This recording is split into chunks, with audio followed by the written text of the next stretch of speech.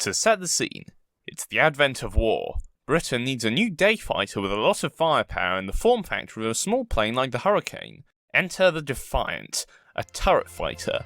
A single-seat plane with a rotating turret that can shoot in all directions. A magnificent beast, sure to vanquish the enemy. It was as a day fighter, but it did perform well as a night fighter, and it just so happens to be the subject of this video. Today, I'll be building Airfix's 1 to 72nd scale BOULTON Pool Defiant starter set. I hope you enjoy. And here it is, the BOULTON Pool Defiant Mark.1 starter set, and look at that. Inside this gratuitously planet-destroying piece of vacuum-formed plastic comes with 2 paintbrushes in size 4 and size, I believe that's size 0 size, plus 6 paints, that's 29, 30, 33, 53, 78 and 90, and a tube of polycement from Humbrol. Now, let's get into it.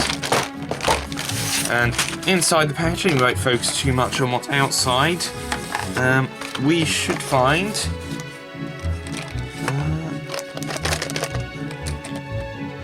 there we go. So, first we have an instruction booklet. This details how to build the kit along with some information and such like. It's printed very well, very detailed. 35 steps, various alternate versions. And here is the part sprue. Hold on. So, this kit comes in on 3 sprues, plus 1 transparency sprue for the clear parts, plus 1 decal sheet with just 9 decals on it. It's quite a simple kit, however it's larger than some other kits such as the Spitfire. You may notice it comes in a slightly larger box than some other offerings from Airfix, and it has more paints and maybe a bit more difficult to build, hence the longer instruction manual.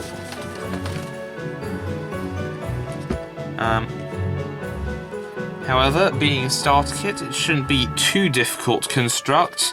There's plenty of large parts, there's some smaller ones here, but not too many of them.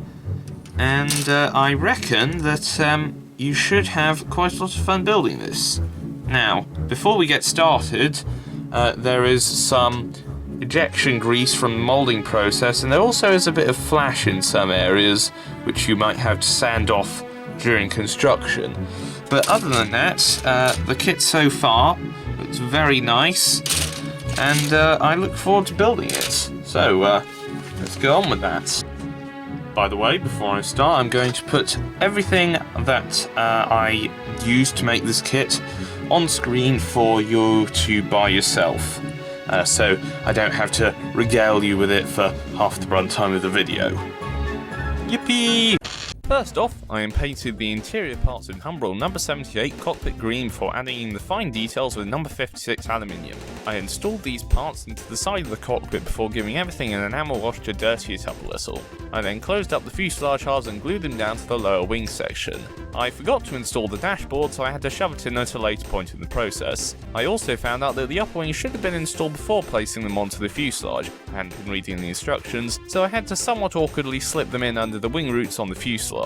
The fuselage itself didn't go together very well, meaning I had to do quite a bit of puttying and sanding to make the join seam go away. This was a bit of a disappointment to me, as this kit was only tooled 9 years ago and one would have expected a better fit from a kit of such a recent vintage. Anyhow, I installed the tail wings and the rudder, leaving off the clear parts for now before progressing to painting. The painting process was pretty standard for a kit of this scheme. After a coat of number 1 primer all over, I painted number 90 on the underside, then number 29 on the top before painting on the camo pattern in number 30. I painted the landing gear in number 56 with the wheels in number 33 before sealing it all in with a spray coat of number 135 satin varnish. The decals in this kit went on alright, but were quite a hassle to get aligned correctly, and in retrospect I could have done with a gloss coat underneath instead of a satin coat to aid their manoeuvring once on the model.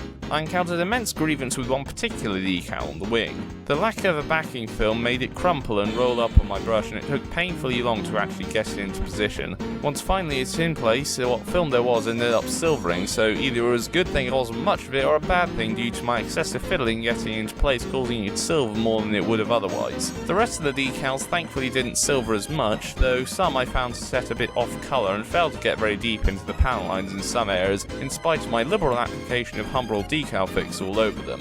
I ended up scoring the panel lines in with some delicate craft knife moves so not to perforate them, before moving on to weathering. First, I gave the panel lines a white spirit thin enamel wash to bring them out, which helped on the top surfaces where the colours were dark and had very little contrast. I used my trusty cocktail stick method to lightly stipple on some paint chips across off-trodden areas of the plane, and then gave various areas a dusting of black weathering powder to dirty the plane up. Having done all that, I applied another spray coat of satin varnish to seal the weathering in before getting to installing the turret.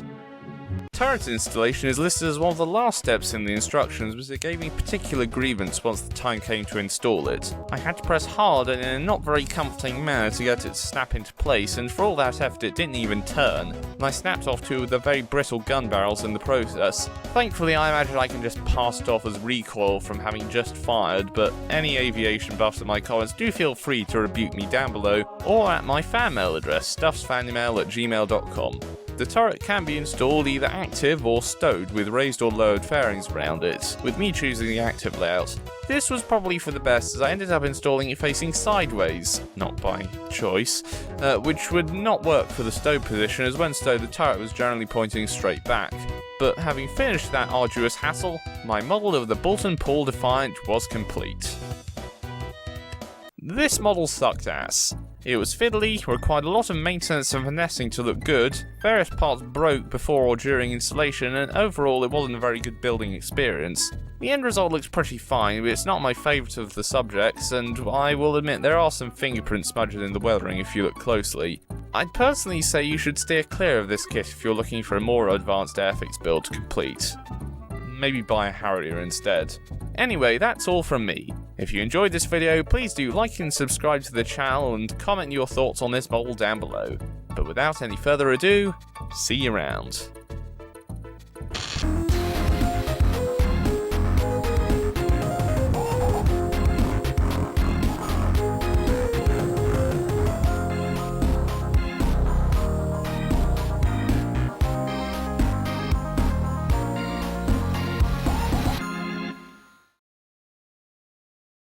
Hey, this makes a really good whooshing noise when you put it through the air.